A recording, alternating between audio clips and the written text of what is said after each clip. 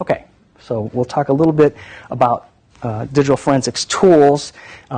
Remember, this portion of the course is a view from kind of higher up, not specific tools, but how to deal with tools when you're thinking about possibly standing up your own digital forensics capability within your organization. So, right, NIST always happens to have a definition for things. Many forensics products allow the analyst to perform a wide range of processes to analyze files and applications, as well as collecting files, reading disk images, and extracting data from files. Okay, that's all well and good, but we've all seen the situation where they buy the $1 million tool, the $100,000 tool, and the organization or the people don't know how to use it, right? So it kind of comes down to the magic sauce, if you will, right? The importance lies within the analyst's knowledge. So if you don't know how to use it, if you don't know how to read the material that comes out, if you don't know how to parse through all that data, you may have the super duper, can grab all this kind of gigabytes, terabytes of data, but if you don't know what you're going to do with that information, obviously it's going to be a much more difficult road. So thinking about tools are important, having the right tools are important, but just understand that it's a balance between the people who are using the tools and the tools that you actually have. Sometimes the open source tools, sometimes the simplest tools that you have right on your operating system that will be just as helpful as any, tens of thousands of dollars or more for a tool.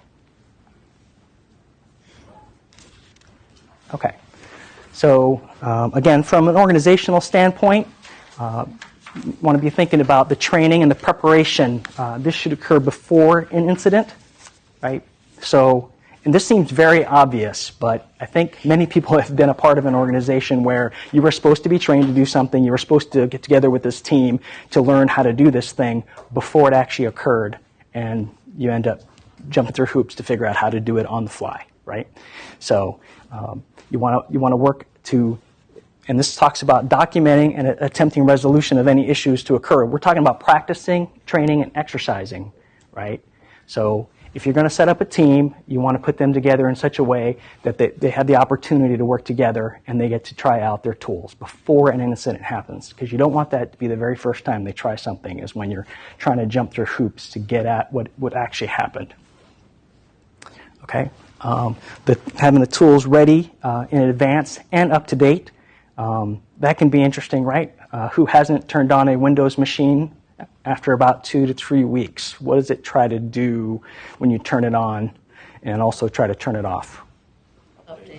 Updates, right. So if you're opening it up when you're trying to run off to do your remote and then you're closing it to try to run off, well, you don't want to pull power, right? And you don't want to lose network connectivity because you're pulling down information.